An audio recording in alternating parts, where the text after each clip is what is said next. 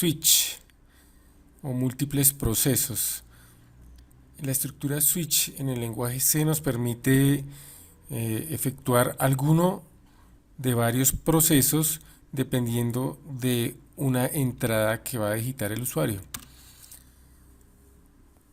Por ejemplo, aquí tenemos un término o una variable que se va a comparar con cada uno de los casos.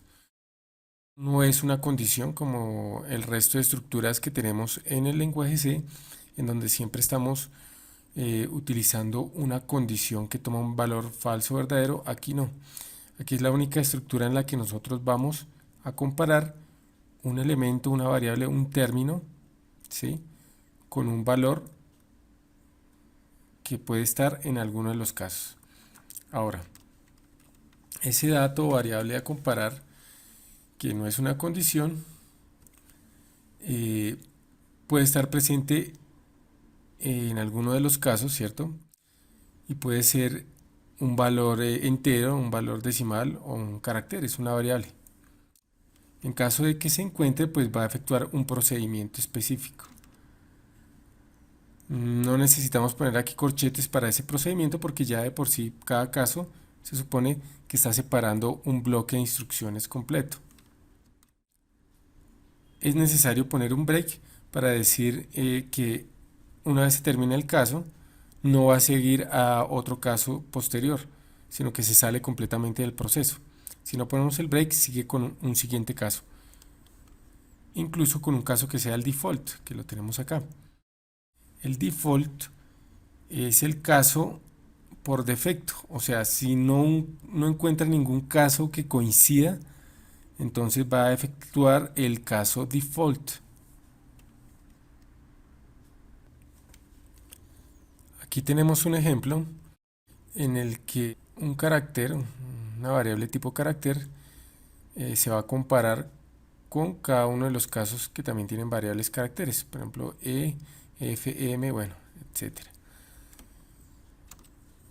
Entonces, en caso de que el carácter coincida, por ejemplo aquí sí coincide con el carácter m, aquí le damos el carácter m, coincide con este caso, va a efectuar el procedimiento que tengamos acá. Si no hay un break, él va a hacer todos los procedimientos hasta que encuentre un break.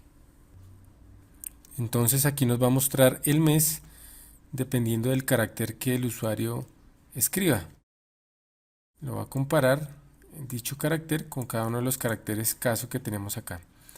Veamos el ejemplo, corrámoslo, compilemos y corramos y pongamos, por ejemplo, el caso J de junio.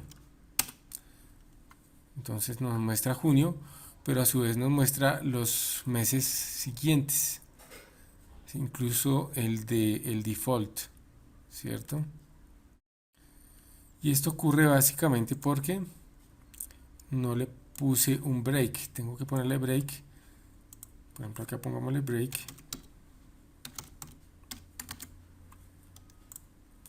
Y corrámoslo de nuevo. Entonces vamos a decirle que junio. Y listo, como hay break, no pasa al siguiente caso. Por lo tanto, es necesario hacer este break para todos los meses siguientes.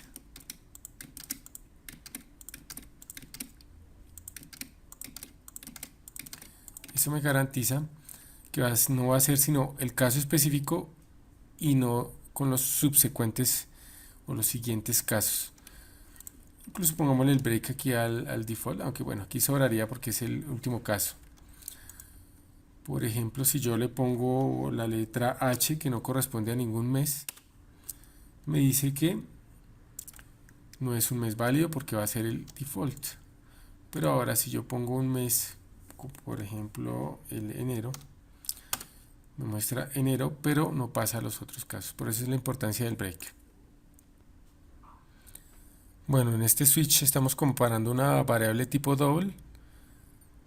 Bueno, aquí pusimos como, le asignamos 8 a esa variable. La estamos comparando con varios casos, ¿sí? Y dependiendo del caso, pues nos va a efectuar un procedimiento, ¿no? Aquí parece que es una sola línea. Y aquí ya todos tienen su respectivo break. Esto me garantiza que cada caso va a hacer su procedimiento y nos sigue a los otros casos, no los va a efectuar ya porque tiene el break respectivo. Ahora, nosotros podemos poner esos casos en desorden. Aquí los tenemos en desorden. 3, 6, 2, 8, 15 y no hay ningún problema. Incluso podemos poner textualmente un valor aquí. Aquí tenemos el dato literal, no una variable, 2, y va a efectuar este procedimiento. Podemos poner un carácter literal o un número literalmente ahí, ya sea entero o decimal, y no hay ningún lío. No tiene que estar necesariamente en un orden específico. Aquí, dependiendo del entero que digite el usuario, que va a ser el día, pues va a imprimirme el respectivo día de la semana en cada uno de los casos.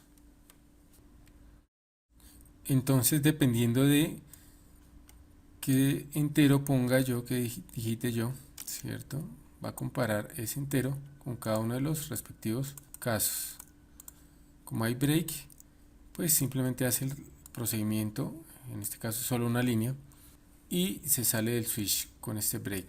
Más adelante vamos a ver cómo ese break no solamente nos va a sacar del switch, sino de cualquier otra estructura, por ejemplo una estructura cíclica como un for o un while, sin ningún problema nos saca esa estructura.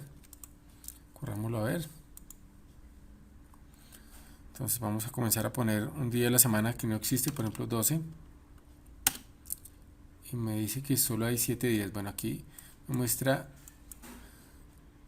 unos caracteres desconocidos y es básicamente porque pues la consola no nos soporta estos tildes, ¿no? Los acentos. Entonces esa consola es algo primitiva, pero pues estamos haciendo la programación básica. Pues veremos cómo se puede hacer que nos soporte acentos, pero pues ya va a ser no en consolas sino en ventanas con formularios mucho más sofisticados, pero en esencia es lo mismo. Aquí sigue saliéndome, por ejemplo aquí pongo una tilde, entonces bueno, hay lío con eso.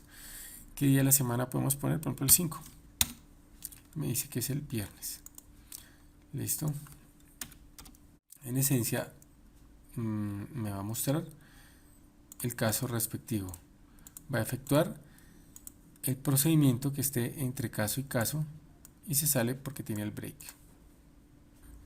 Es usual que nuestro switch lo utilicemos para un menú como el que tenemos acá, en el que le pedimos al usuario que oprima la A para suma, la B para resta, la C para multiplicación y la D para división. Y eso lo va a hacer con dos números enteros, ya sea la suma, la resta, la multiplicación o la división. Después le pedimos que los números no los ingrese, que nos ingrese la respectiva letra correspondiente a la operación y efectuamos la respectiva operación. Entonces, bueno, el mismo algoritmo, pero pues aquí ya le hemos hecho algunos ajustes. Por ejemplo, el iostream, pero sin el punto H, porque vamos a utilizar pues la nueva librería y tenemos que escribirle el using namespace std para poder usar bien el cout y el cin. Entonces acá nuestro algoritmo pues le va a informar al usuario qué es lo que tiene que oprimir para que haga la operación, le va a pedir los dos números y después el carácter respectivo de la operación, ya sea A, B, C o D. Y en el primer caso pues simplemente suma los números y nos lo imprime en pantalla. En el segundo caso, si un número es menor que el otro, pues me va a mostrar la diferencia, ¿cierto? O si no, pues me va a mostrar la otra diferencia. Bueno, entonces alineémoslo un poquito más para allá para que todo quede correctamente alineado. En el caso de, pues lo que me va a mostrar es la división, pero en caso de que el dividendo sea 0, pues me va a mostrar es que no se puede dividir, ¿sí? O en caso de que si el dividendo o el divisor pues no sea 0, pues me va a mostrar la respectiva cociente o la respectiva división. Entonces recuerden que esto es el if simplificado o el if abreviado, ¿sí? Donde tenemos, si se cumple esto, hacemos esta línea, dos puntos, la línea que vamos a hacer si no se cumple. Para que podamos simplificarlo, ese if tiene que tener básicamente una sola línea en caso de que sea verdadero, y si tiene un si no, pues ese si no también debe tener una sola línea. Corrámoslo a ver cómo nos funciona. Entonces, por ejemplo, hagamos el que estábamos mirando, el de la división. Vámonos, bueno, primero los números, vamos a dividir, por ejemplo, 50 lo vamos a dividir entre 0. Entonces, obviamente, para división vamos a poner D.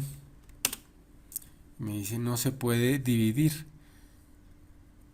¿Por qué? Porque como puse 0, me va a efectuar este caso. Entonces, hagámoslo de nuevo, pero utilizando 50 dividido 2, pongamos la D de división, nos muestra el 25, en este caso sí la hace.